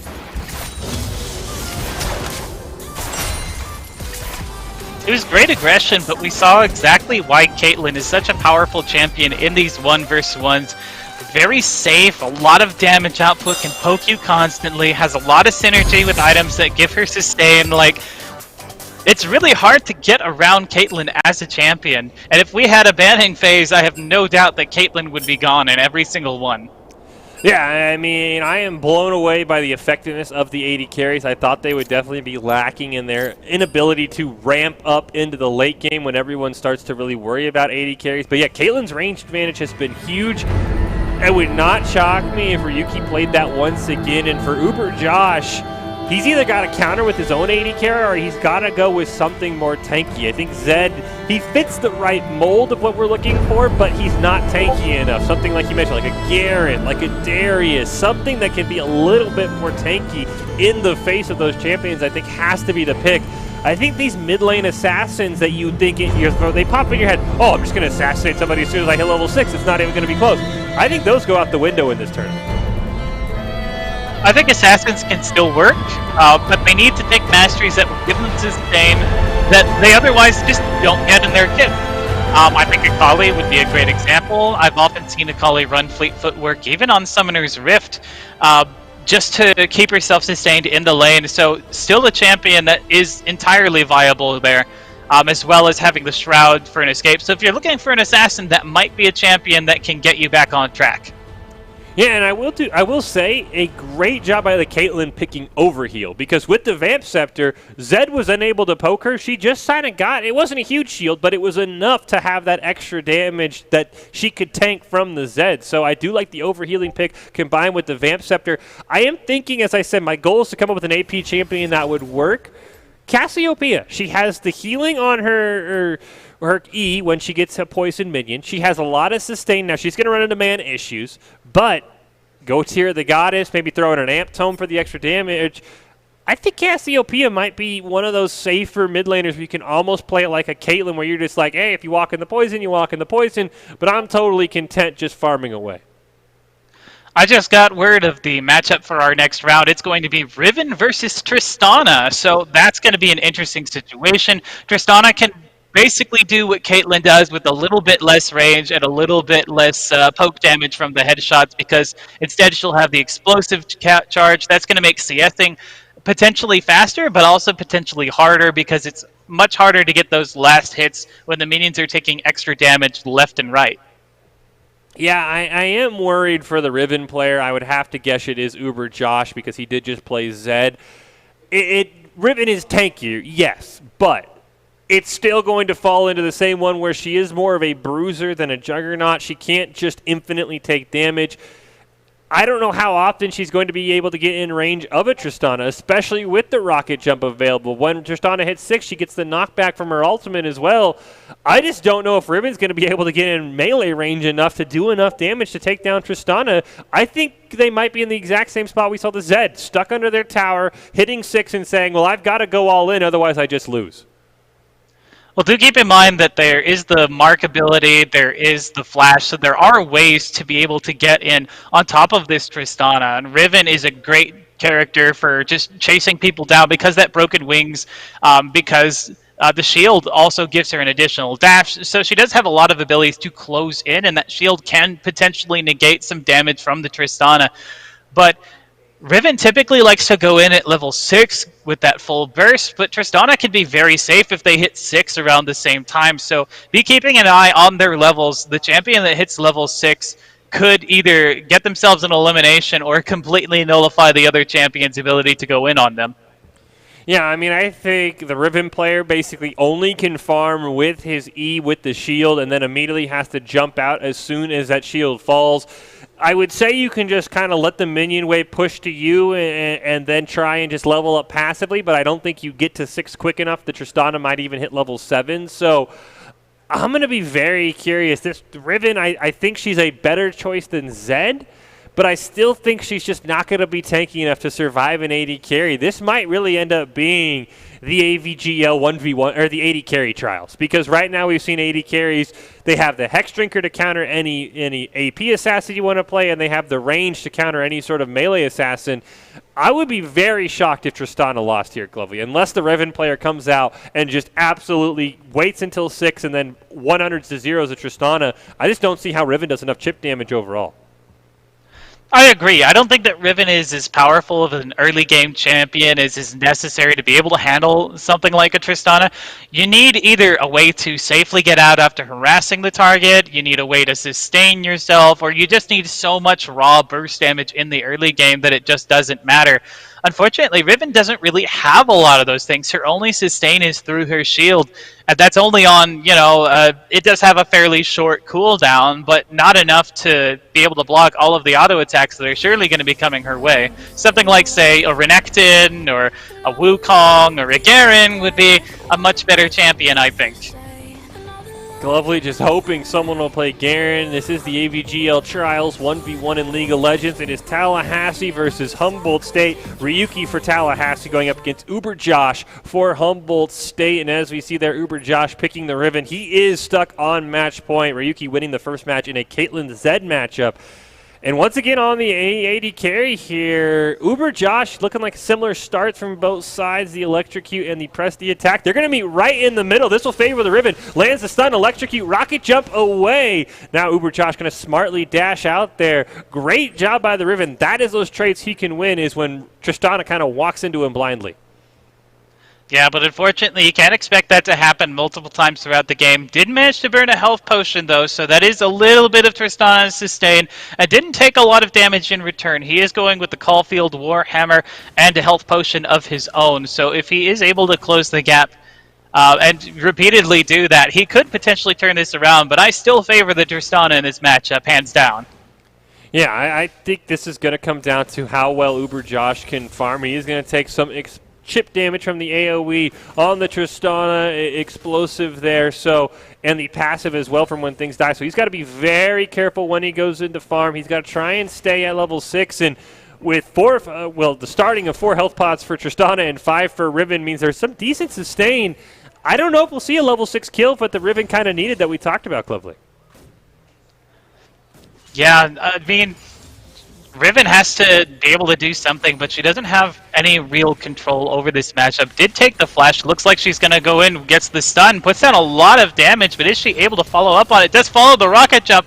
Explosive charge comes down, healing comes out, but the ignite is now ticking, and Riven doesn't have the sustain to keep herself alive. Both are going to get that healing shrine, and overall, Tristana definitely favored in that trade.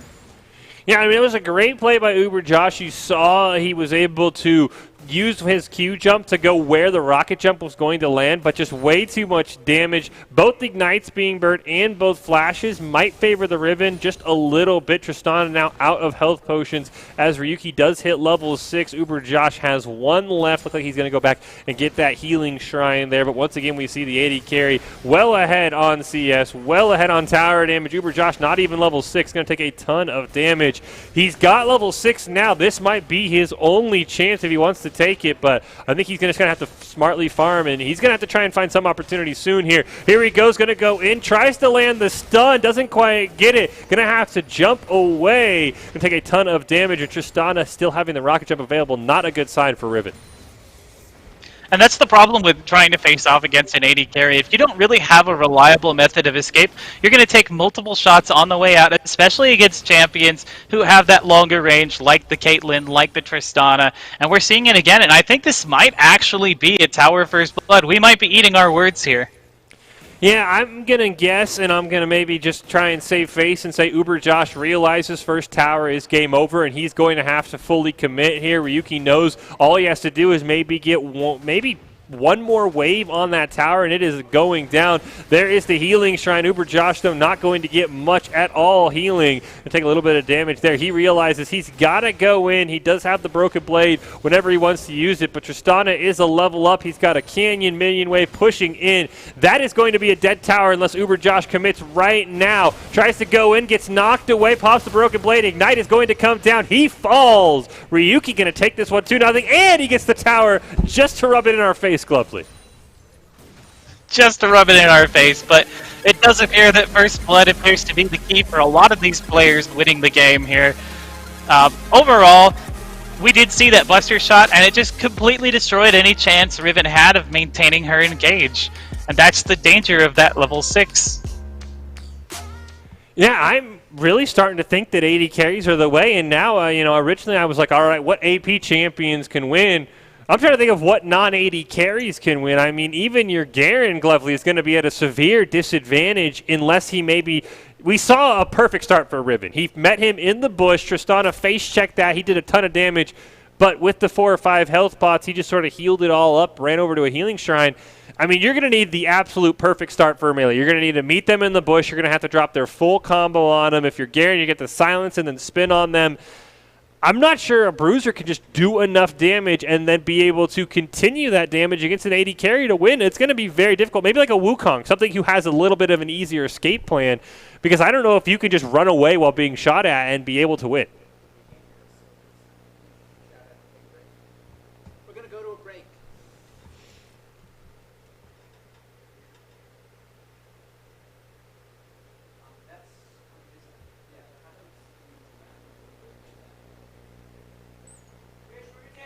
All right, it does sound like we're having a little bit of issues with Glovely's and couldn't hear him there, but we are going to take a break, and then we will be back with the AVGL Trials in League of Legends, the 1v1 tournament. It'll be right back here after this short break.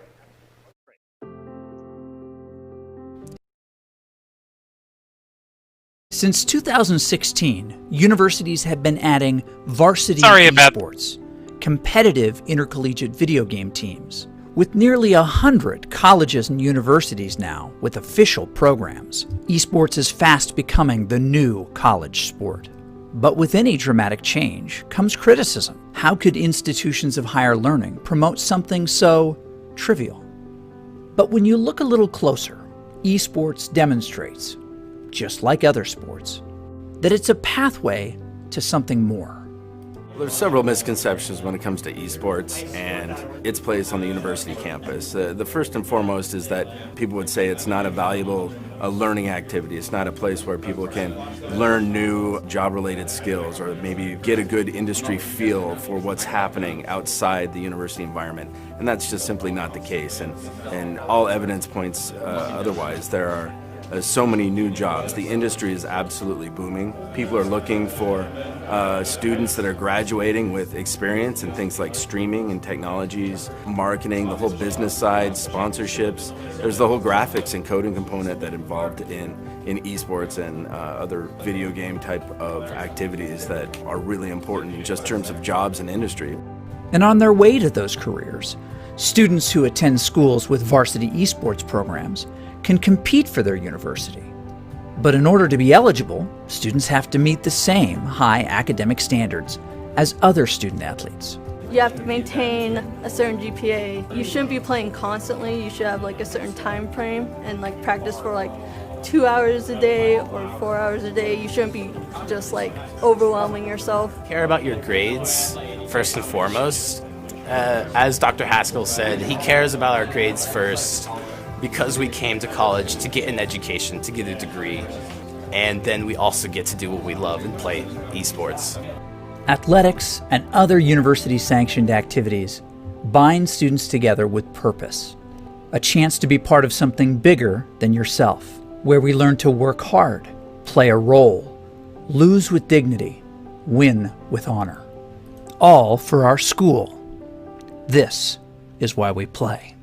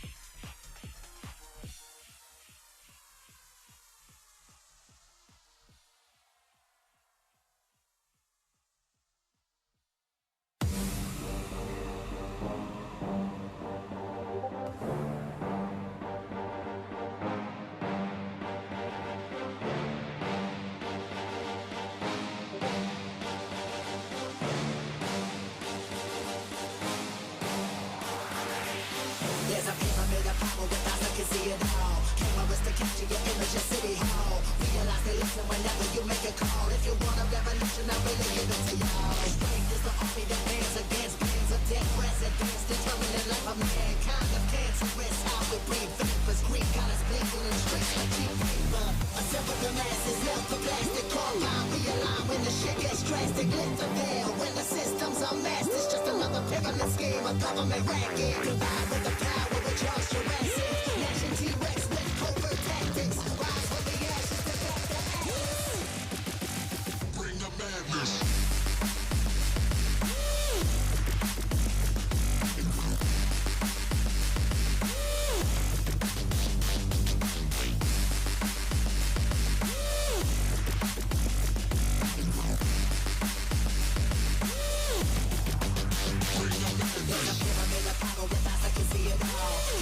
Capture your image in City Hall. Realize they listen whenever you make a call. If you want a revolution, I really give it to y'all. Strength is the army that bands against bands of dead presidents, determining life of mankind of cancerous. How we breathe vapors, green colors blinking in streets like cheap paper.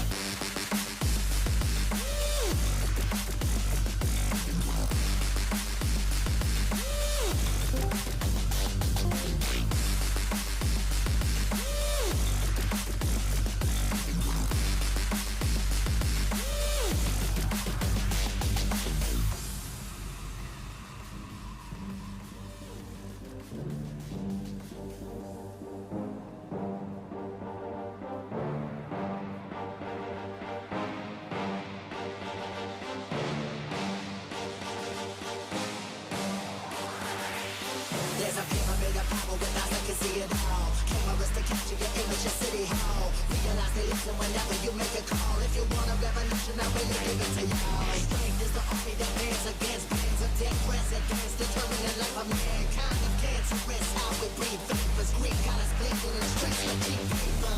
Assemble the masses, melt the plastic, carbine, realign when the shit gets drastic. Lift the veil when the systems are masked. It's just another pyramid scheme, a government racket. Combined with the power of Charles Jurassic. Nation T-Rex with covert tactics. Rise from the ashes to back the axis. Bring the madness.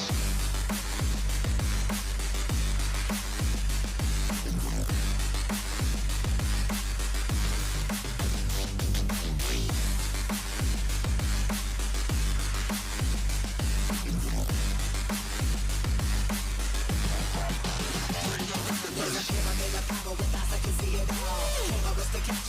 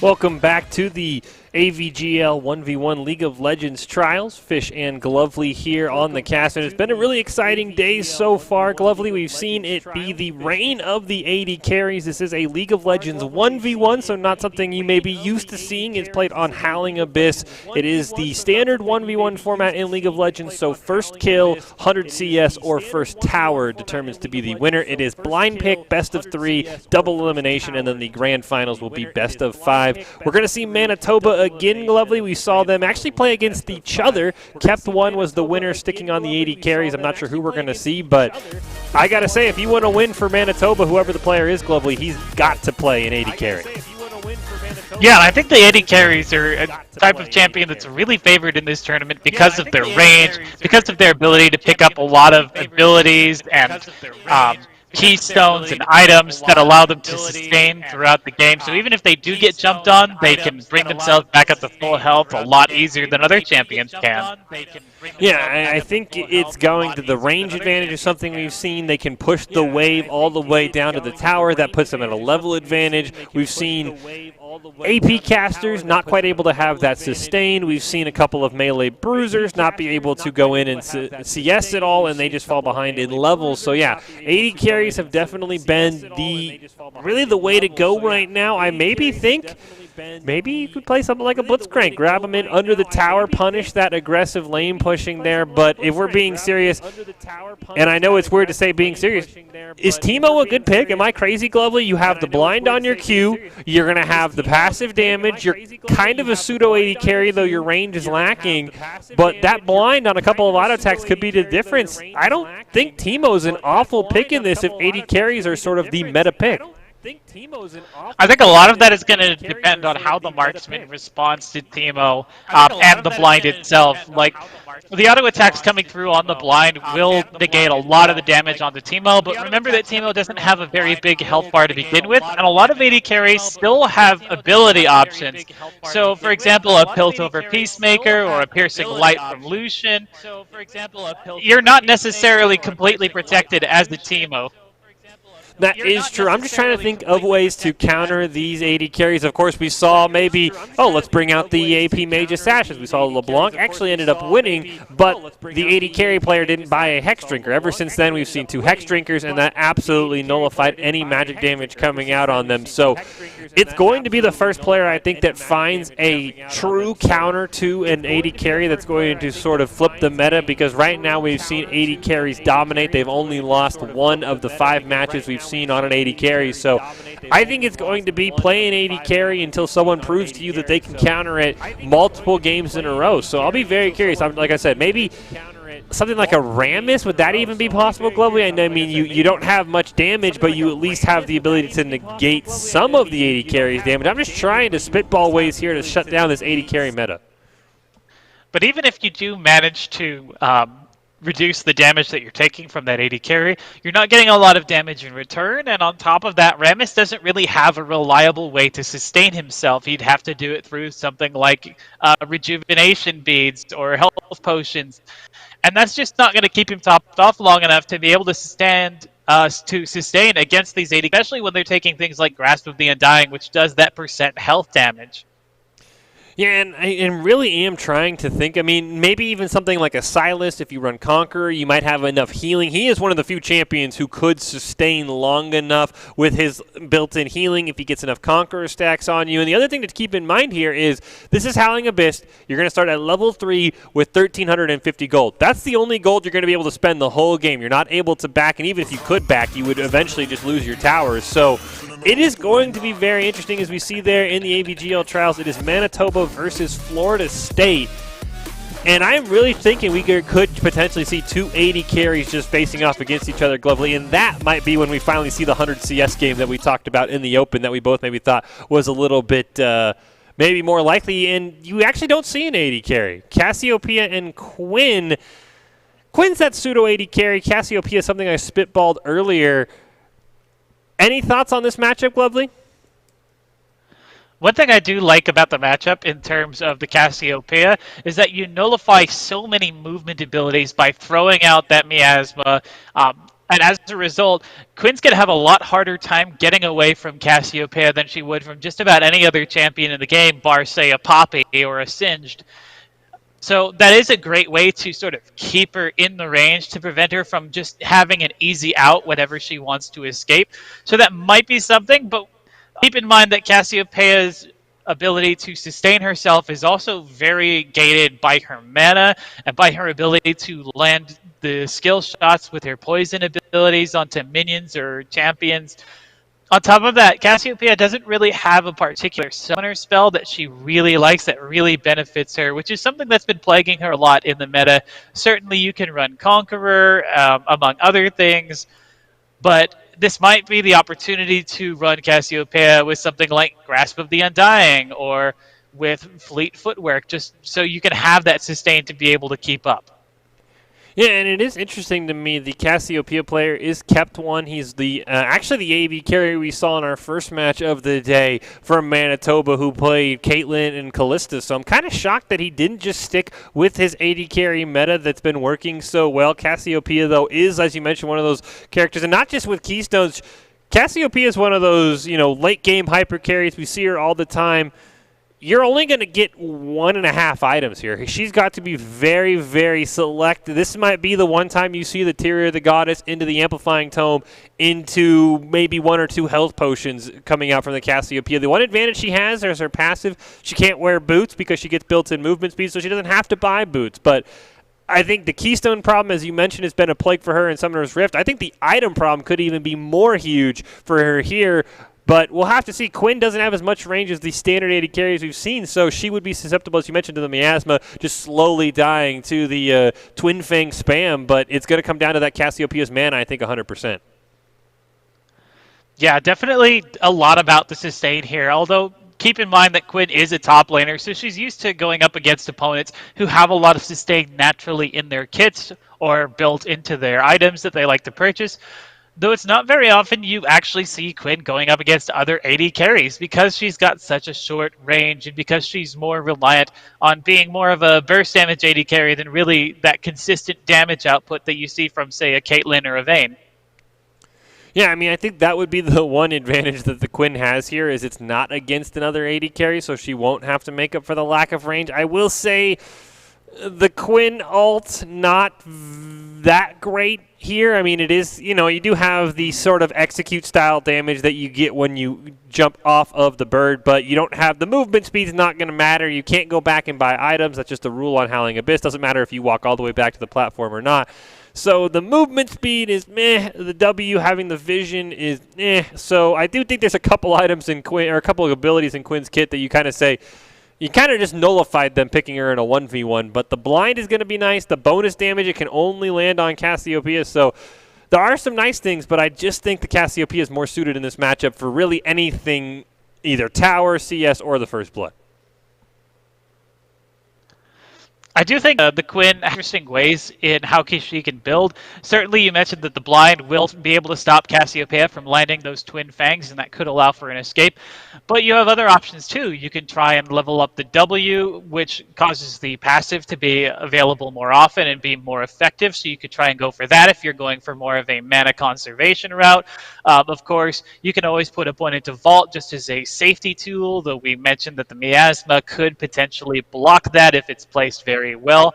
So I think both sides have some great advantages going into this, but overall it's going to be very dangerous for both sides. I do think the Cassiopeia has the advantage the longer the game goes on, though, assuming she has the items to sustain herself.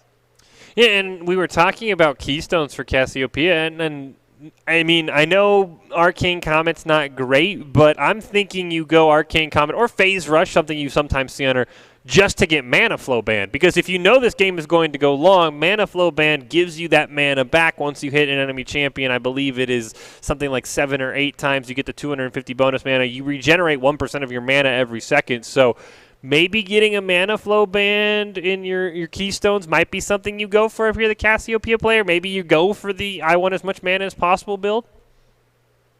Okay, a bit of a thought experiment here. What if you go Resolve as your primary, take Grasp of the Undying, you get some, durability in there to resist against the burst damage or the sustained damage that you'll get from the Quinn, and then you take sorcery as your secondary. You go mana flow band to get the mana to sustain yourself, and then something like maybe transcendence, just to get the additional cooldown reduction if the game goes on that long.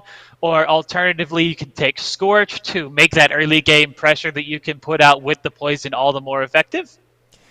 I actually think that doesn't actually sound like a bad idea, Glovely. I do think Resolve, especially with the bone plating that we've seen, some of the even Grasp of the Undying, as you mentioned, I think that actually wouldn't be an awful pickup there for the Cassiopeia, getting that mana flow band in from the secondaries. I think that is a very good idea. Now, what about for the Quinn? She could go Grasp of the Undying. I don't know if it's that great. I would think maybe Conqueror would just kind of be the default. You just kind of jam it home and hope you can get it off in a longer fight. Depends on what you want to go for. I think press the attack is certainly a viable option if you're trying to get that early burst damage out onto a target, and Quinn can really take advantage of that. She does it all the time in top lane. I think Conqueror, yes, definitely, if you're going for a more sustained damage build with more attack speed over attack damage. You could probably get away with Fleet Footwork. It might allow you to escape the Cassiopeia easier if you can't use Vault to get through the miasma and need to back up. So you have a lot of options. That's one of the great things about Quinn and about AD carries in general, is that they have so many different keystones that they can take advantage of. It will be very interesting. See, it is Manitoba versus Florida State. Manitoba going with Cassiopeia, Florida State going with Quinn. We actually did miss game one, so we already have game one in the books. We'll have to see who won that one there, but we're on to game two, Glovely. I don't know if that is the Cassiopeia versus Quinn matchup or not, but we've already got one in the book, so one player is on the ability to keep going here. The other one might have to go down to the losers bracket in this best of three. Yeah, we don't know who did it, but I generally assume that whoever's playing the AD carries is probably the one based on the experience that we've had so far in this tournament. It's just so much easier to keep yourself healthy if your champion has range, can sustain themselves, and has a lot of safety tools, and that's just kind of marksman in general. Yeah, it is. I know her role has been all sorts of up in the air. We've seen nerfs because of it, but if we're going to see a lot of AD carries today, I'm shocked we haven't seen Senna played. I know she's been sort of jammed back into the support role by Riot, which is where she was intended to be, but she has everything you would want in an AD carry. Now, her attack speed is a little bit lacking, but she's got the healing, she's got an escape, she's got an ultimate that can pretty much take up the entire lane of Howling Abyss and should guarantee you at least some damage and gives you a shield. She's got some lifesteal eventually with enough souls. I don't know if Senna would be an awful pick here if we do see a lot of AD carry starting to come out. If there's one problem with Senna, it's the fact that her attack speed is so slow. Even if you build attack speed items on her, it takes her so long to fire off a single shot, and that burst is that ability to very quickly get down multiple shots before your opponent does is so valuable in matchups like these, in situations where your opponent really does need to burst you down or you're just going to sustain up again. So Senna, while she does have a lot of tools in her kit to keep her alive, she doesn't have a lot of tools to answer back, which means if you do play Senna, you're probably in it for the long game. That is true. And another champion that just came to mind that we've seen in the bot lane a little bit would be Yasuo. He might be the one melee assassin who has the ability. He has that shield that he can build up continuously to absorb damage. He has the wind wall on a longer cooldown, but he does have the ability to block incoming damage for 5 or 6 seconds, which might be able to make the difference. Do you think Yasuo would see any play here in this tournament if we do see AD carries continue to reign as well? I do think it's possible, especially since the Zeal will allow him to get a really high crit rate very early on. He doesn't have to worry too much about sustain because of, like you mentioned, that wind wall, although it is on a higher cooldown because Riot saw him so much in the bot lane and he really was making such a presence that they wanted to make sure that AD carries weren't completely destroyed by him. Yeah, the one thing with Yasuo, and maybe it's just because I play with bad players, most of them can't hit the actual knock-up they need. They usually have to... They're like, hey, you need to play Volibear, or the old Volibear, I guess I should say. You need to play the old Volibear, you need to play Jarvan, you need to play Blitzcrank, because I'm not going to land my own Tornado. I need you to get the knock-up for my ultimate. So that would be the one thing, is you do have to feel very confident in landing the Tornado knock-up yourself, because no one else is going to help you out and knock the other champion up. So apparently we're going to have the exact same champions in this next matchup, and Florida State actually won the first matchup here as we are preparing to go into Game 2. Yeah, and that would be the Quinn player winning, as you mentioned, the 80 carry holding strong in today's tournament. So we're going to have to see how the Cassiopeia wants to handle that. I think we've talked about it. The Quinn has the advantage and the damage and the range, the ability to maybe flip away unless it's a very well-timed miasma. So it doesn't sound like if this was the matchup in the first game, the Cassiopeia worked, but we'll have to see because Keptuan, the Manitoba player, is putting all of his eggs in Cassiopeia coming back and forcing a Game 3 here. It must have been a very close game. I'm a little sad that we did get to see it. If he is feeling that confident in this matchup, going back into it, playing this champion again. So I'm also curious as to what sort of build he did. Like we did our little thought experiment as to how you might build a Cassiopeia, but we'll just have to see once we get into game. I have never actually seen that back animation before. That was something else there, stealing that little critter and then turning it into stone, of course. Cassiopeia doing that. The ultimate, though, that would be the one thing for Cassiopeia we didn't talk about is you can use that ultimate as a defensive tool. You stun the opponent, you're able to slither away, flash away, whatever you need to do. So I think picking Cassiopeia to me feels like you have committed to farming and trying to get a tower. It just feels like she's not a champion who is going to get an easy 1v1, especially against the Quinn. If this is how they played last time, I'm very shocked that the Cassiopeia player would feel confident saying, I'm just going to 1v1 you this time, even if it didn't work last time. Yeah, it's definitely saying that this is the champion I'm comfortable on. It's like me playing Garen over and over again, even knowing that it's a bad matchup. But, I mean, definitely that ultimate is going to be very crucial to the game if they get to that point, because Quinn's ultimate doesn't really have very much going for it, especially in these 1v1s. It's all about speed and mobility, which is great on Summoner's Rift. But here on the Howling Abyss, where there's no jungle to run through, no river to rush up and down, no teammates to fight alongside you, it's not a particularly strong ability. Yeah, that is true, and I am curious what the Quinn wants to build. We've talked about the, Hex Drinker, but I feel like Cassiopeia is not a bursty mage to where Hex Drinker is really going to matter. You're going to have that poison chipping you down. It might even trigger the Hex Drinker, which makes it useless. You've got to have that Hex Drinker alive for her burst combo with the stun, as you can kind of see on the screen what you might see. So I'm not sure Hex Drinker would be the best option for Quinn, but I also don't know if there is a better option just to be able to be safe in case Cassiopeia does catch you off guard. I mean, certainly there are other magic resistance items in the game, but I mean, most of them have much higher requirements. I don't think we'll be seeing a Wit's End today by any chance, by any means. Far too expensive of an item.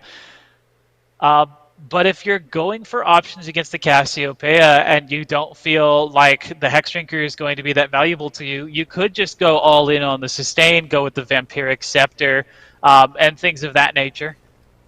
Yeah, you could, and it definitely would be really interesting to see how the Cassiopeia wants to play, because she would be the one at the start we were talking, hey, 100 CS is going to be what the goal is going to be. That's who I would play. Just say, all right, you can sustain, you get a lot of chip damage. We've seen 100 CS isn't going to happen. So I am really curious how you play Cassiopeia to be early game aggressive with limited items and limited mana, because she's not really a terror till she gets that Tear of the Goddess, till she's able to get an Archangels and have that extra mana. So I'll be really curious to see what Kept1 is going for here with this Cassiopeia in this AVG 1v1 League of Legends tournament. I mean, you can get Tear of the Goddess right off the bat. This is Howling Abyss, so at the very least, you'll have that source of mana. And if you take Clarity, even when that runs out, you can continue to spam spells. So you definitely have some options here for the Cassiopeia. It does sound like we are about to get onto the Howling Abyss here very shortly. Yeah, I mean, I think Tear of the Goddess has to be a must. Maybe if you want to go a bit more aggressive, Lost Chapter would be something. You do get a percentage of your mana back every time you level up, and there are a couple of quick level ups. 3, 4, 5, and 6 take place in less than 3 minutes, so you would have that sustained. I think a Catalyst wouldn't be awful as well, because your Twin Fang does heal you a bit. You would have the extra healing as well. It doesn't cost that much mana, so it would only be something like 8 healing, but that can add up over time, so There are a couple of build paths for Cassiopeia. We were doing a thought exercise, as you mentioned, on the Keystones. I think the build paths are almost even more interesting. Do you go Catalyst for full healing, Tear of the Goddess for full mana, Lost Chapter for a bit of both? I mean, I think Cassiopeia really, her build is going to determine how this game goes. The Quinn player is just sort of playing in this game. Yeah, definitely. We did hear a bit of noise in the background. I don't know what might be going on. Hopefully the game will be on schedule soon. But at any rate, yeah, definitely this. Apparently we are having some technical issues, so we were not able to show that game to you. We are going to be going to Game 3, though. Apparently turning things around there for that Cassiopeia. So maybe closer matchup than we suspected it would be. Yeah, it does sound like somehow Kept One was able to put it together, so it does sound like we might have a Game 3 coming up. We'll have to figure out if we are able to catch that one. We weren't able to see Games 1 or 2, unfortunately. It is Manitoba versus Florida State, though. Heading into a Game 3, Manitoba surviving in this best of 3. It is the AVGL Trials 1v1 League of Legends tournament that we have brought to you today. Hoping to be able to catch maybe Game 3 of Manitoba versus Florida State. It's been a great series in our head, at least, Glovely. We've mapped out every single possibility. We think a Quinn-Cassiopeia matchup the first 2 games. Quinn taking Game 1, Cassiopeia taking Game 2. We'll have to see if there's any swaps and if we are able to see it, because we kind of thought this would be Quinn all the way, but it does sound like the Cassiopeia player is somehow able to manage to get Game 2. Obviously, at this point, the Quinn player is going to have to swap to Garen and find their advantage there. Take out the Cassiopeia player with that, right? Come on, guys. I can dream. Yeah, I don't think Garen into Quinn I would totally be okay with. Garen into Cassiopeia, I'm not too comfortable in that matchup, Glovely, so I think the Garen might have to remain on the sidelines just a little bit longer. I mean, I played the lane, but I also know not everyone's put that much time into Garen as I have, so we'll just let them get away with it. I'm assuming that it's probably going to be the Quinn Cassiopeia again, if only because those 2 champions were picked for both of the previous games. They seemed really comfortable on them in both situations. If anyone's going to swap, I'd say probably the Quinn player, because they lost in the second round despite having won the first one, so maybe a very different look here could be coming out for us. Yeah, I would really not be shocked if both players ended up swapping, because I wouldn't want to put this game down into what really appears to be a 50-50, as you mentioned. Quinn won the first matchup, Cassiopeia won the second matchup. Kept One from Manitoba. We saw him in our first game we had on the stream today. He played 80 carries, the Caitlyn and the Callista, and then played Caitlyn again and ended up winning. Would not shock me if he tried to go back to that, because Caitlyn's going to have a huge range advantage over Quinn, even with the blind from Quinn. So I wouldn't be shocked if either player swapped off, but then again, you did mention they played it the first 2 games. Why not do it again? But in my opinion, putting everything down to a 50-50 does not seem like the way I'd want to go out of this tournament. Yeah, I mean, there is definitely something to be said for comfort. Like, playing a champion that you know very well, even in bad scenarios, can sometimes be the better option. But on the other hand, you do need to consider how the matchup has been going. What kinds of champions are in your pool that would be more effective, even if you don't play them as much?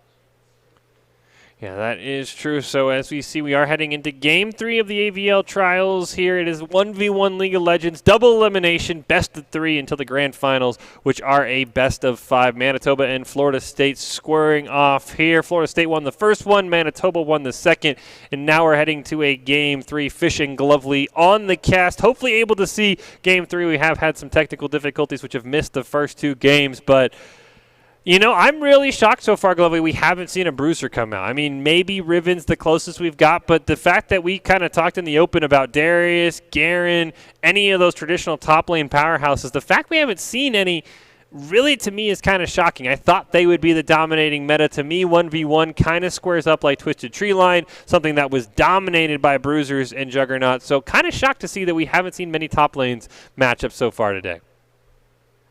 Well, one thing that I do think is worth considering is the fact that those bruisers don't really always have good ways to engage, and those that do have strong engagements don't necessarily have the damage to follow up on it. So, for example, playing a Maokai, yeah, you've got the Twisted Advance. You're almost guaranteed to get on top of the opponent, but what are you going to do once you do? You're going to take a whole bunch of repeated damage from those marksmen over and over and over again without much ability to retaliate in response.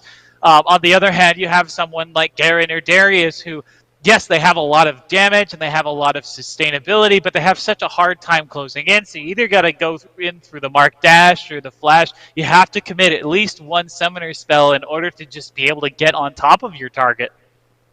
Yeah, and I think that might be the thing. We have seen players, we've seen a lot more flashes recently. We started out the day with nobody running flash. We've now finally gotten to the point where I do think flash is very valuable. Of course, the other thing on Howling Abyss that is unique is you do have the 2 healing shrines, so you do have a little bit of passive healing. It's not really that much. It's about 40 for running over it and about 100 to 120 for the eventual rain down, kind of like a redemption where it hits everyone in sort of an AoE style around the healing shrine. So that healing, I think, maybe overvalued by us because I thought it was a little bit more. Maybe heal would be something that's viable because those healing shrines, as we saw earlier, yeah, they don't really do a whole lot in the long run. You kind of run over them, and eventually that damage gets taken away by 1 or 2 auto attacks. So maybe players have been over-prioritizing the healing shrine. We've seen a lot of times a player goes in, and then both players end up getting the big burst healing that's more important than just running over it. So maybe the healing shrines may be a bit of a trap we've seen so far today, Glovely. Yeah, not just a trap, but I mean, I think it's their value that allows them to be used as a trap. If you do manage to get that healing off without taking a whole bunch of poke in return, it can be incredibly valuable. Or if you can force an opponent off of their own healing shrine and get it all to yourself, it can completely turn the face of a match because of that sustain that you get from it, or denying that sustain from your opponent. Of course, the towers are also something that needs to be taken into account too, and they tend to be fairly close to the shrines.